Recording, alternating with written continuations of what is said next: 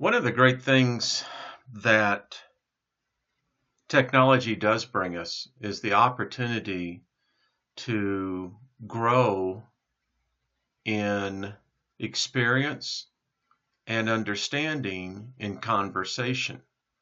That conversation is more than just merely a letter of an alphabet.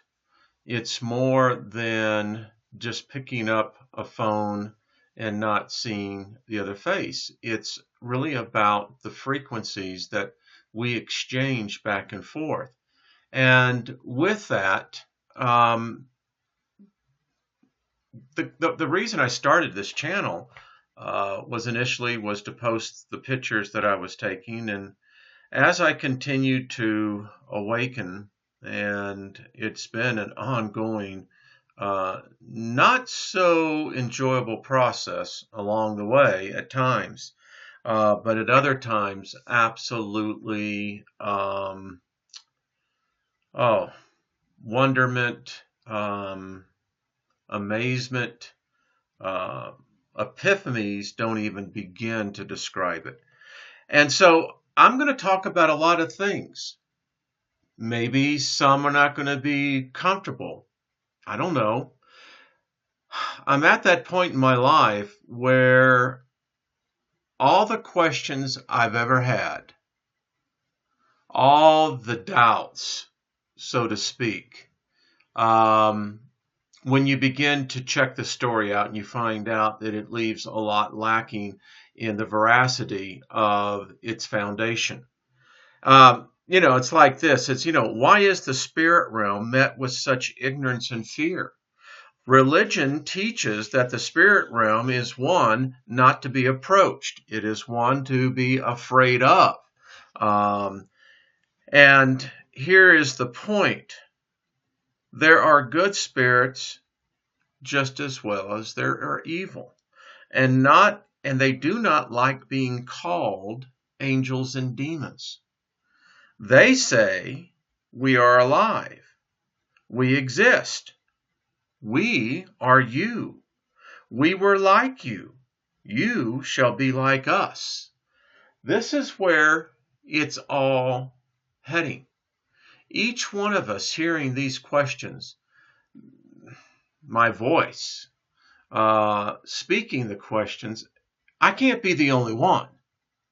So on this particular video, we're going to get into and by the way, just because something is mysterious does not make it bad. Mysterious is just the unknown with your emotions. I do hope that when I pass over to the other side that, we get to carry our emotions with us. I think that we do. Laughter, to me, is such a healing. I have read countless stories, and you've heard me talk about them, of people being healed, quote unquote, miraculously. And actually, many of them that were cured will tell you they laughed themselves well. Okay, so this video, we're going to talk about sin. Yeah, listen, hold the Bible. I don't want to hear it. We all know what religion is, and we're going to get into that. And I think if we can just have a good, open, honest discussion, much like the video that I will be posting that I did with Steve Olson and Dr. Michael Eisner, it was phenomenal. So let's talk about sin. I mean, we all are of the same species, different races, different sex, but we have a commonality. And that is that we, speaking of Homo sapiens, exist on this planet. We all share similarities in our appearances. Now, our souls are all individually unique. Wow. So I've often wondered, All right, what is sin? Now, how it's taught is that sin is what separates us from God, depending on what your definition of God is. I was raised in a more Southern Baptist doctrine, and so my view of God is different than someone that was raised in more of an Episcopalian or Unitarian or Catholicism. There's many different aspects on that, and I've talked about that. So, all right. So how do we get to this point? Now, number one, the definition of God in itself, I've done a video on it. I'm going to do more on it because many of us have this very monotheistic view of God. And as we're learning now, it appears that God, the Christian God, the Jewish God, calls himself Elohim. And it's good evidence now that we're finding that an Elohims are a race. We'll get into that more. I ask, is sin a frequency? You know, if you tell me, I think one of the worst sounds I hate to hear is two things. Someone taking their fingernails down a blackboard. Can you hear it? Yeah, you can. I'm not even doing it. And all of us kind of go, oh, yeah. The other one is the sounds like people walking on glass. As I said, I come from the video post-production industry, and we had one of the premier audio sweetening suites, and quite unique how you can get some of those sounds. So, sin. Where did it all begin? Now, if you're of the Christian belief, we have a definitive story on that. If you happen to be Jewish, ours are in line with the Hebrew faith. We'll get into more of that later. But let's say if you're a Muslim, then the Quran teaches kind of the same thing. As you begin to expand out into other beliefs, there seems to be some that have the common denominator, and then there's others that really don't have the story at all. But for this case, we're going to go with the story in the Bible. And our story is that Adam and Eve were created in this blissful garden. Now, this story, by the way, that was in the Bible, there are older stories about the story of a garden that predate the Bible. So we can't say that the Bible is the first to introduce this concept. And I do believe it is a concept. I think that the story is so old that it has morphed into legend, and legend is now been adapted as to basically be a blanket for the explanation that really explains nothing. But in any case, so as we know, the story goes that there apparently was an incursion into the garden, and because of certain events, and I won't get into it at this point, but because of, according to the Christian Bible, that, man fell from grace. And as a result of that, that separated him from God, and thus the two could never face one another again. Or so the story goes. But let's talk about this from a practical point. What does that mean? What does it mean, sin? I mean, what is its implication? Is it a material? Is it a substance? Is it more than just a concept or a word? Does it have a biological evidence to it?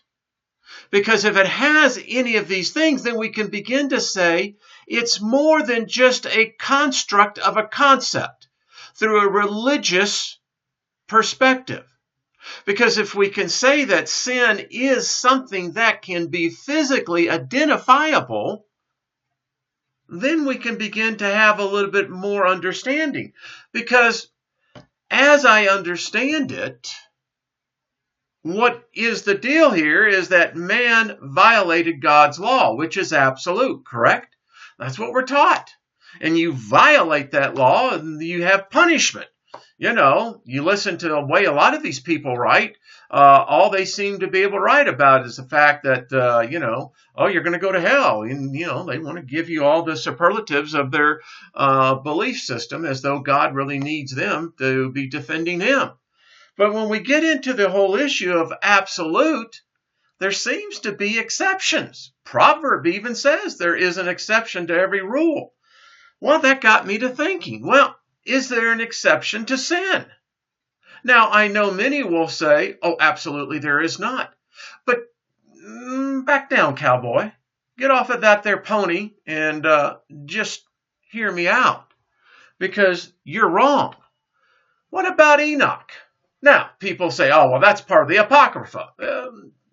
All right. Maybe, maybe not. I don't think it is. But it's clear and evident that Enoch was here. It's in the book of Genesis, and says he was no more. It says he walked with God. Now, we can get into the definition. Was that Adonai? Was that Elohim? Or was that God? You tell me which. But in any case, we know that this was the case. Well, even if you want to say, okay, Enoch, all right, maybe. But we get another story of Ezekiel. Now, if we take it into the context that man is sinful, and that separates him from God, and that we cannot stand in the presence of God because of our sin, well, what about these two cats? I mean, seriously. I mean, these two dudes are carried up. What happened? Was their body put into a transformer and suddenly came out the other end? That they suddenly had biosuits that were able to stand different pressures, different environments? Was an environment created that kept the bioform with the spirit inside functioning? How did this work? How did suddenly that which was sinful, suddenly without a sacrifice for the sin, suddenly become acceptable before the one pure, true God? Yeah, and listen, and don't go screaming from this thing. If you really are seeking, these are the questions that have it, because it impacts all of us. Everyone. I mean, when you talk about there's a potential exception to the rule, how are the scales balanced? How is it fair for you or I to be judged by a set of laws, a set of rules that there are exceptions to? How is the exception applied? And if it becomes in a case of eternal life, depending on what your concept of heaven or hell, whatever, then how does an exception to the rule then apply to you? It would seem to me that there would be an unbalance. So is it simply something like this? I win and you lose? Is that really what it becomes down to? Because it certainly seems to be the case, as I see it. So the question I ask myself then is, how does sin begin? I mean, really, where is that point where sin begins for our species? Because apparently it's something that we lack. It seems that we're either born with it, have no choice about it, and so if that's the case, then I want to know where it begins. Does it begin at conception? I mean, is the sperm sinful and the egg sinful? Is that how it comes to effect? I don't know. Does it happen when it's at birth? I mean, is the fetus without sin? Is the child? Is it when the child passes through the cervix? Is that when sin takes over? I don't know. Then you could say, well, maybe it's the age of accountability. I've heard that as well. But then that gets into a question of, well, what does that mean? I mean, I have seen some pretty mean, terrifying 2-year-olds. Trust me. I remember a flight where there was no doubt this child obviously was of a demon seed, all of 4 years old, and everyone knew this child because it terrorized the entire plane. So I don't know. I've thought about, how did the Immaculate Conception work then? I mean, seriously. If this was the Son of God, that would mean that he is a son of an Elohim. But, I mean, I sit here and I say, well, wait a minute. Did the woman not have a part of that? Did not the blood of the woman have support, or what? I don't know. I mean, these are the things. And then when I began to think about it, I said, well, listen, how many did Jesus, before the cross, resurrect? Well, I know of at least 3 accounts, maybe more, of him raising the dead. Well, where did they come back from? And if they died and then were brought back again, were they absolved of their sin? How does this thing work? Do you see how it begins to get a little bit more complicated? I don't know. So I think about these things. I think about them all the time. So I'll close out on this again. I don't know. Is sin a frequency? It's questions that I think all of us should think about. And I'll be curious to get some of your responses on this. Love to get your take on it, because there is more to the story, isn't there? All right, be kind to one another. Now that is a frequency.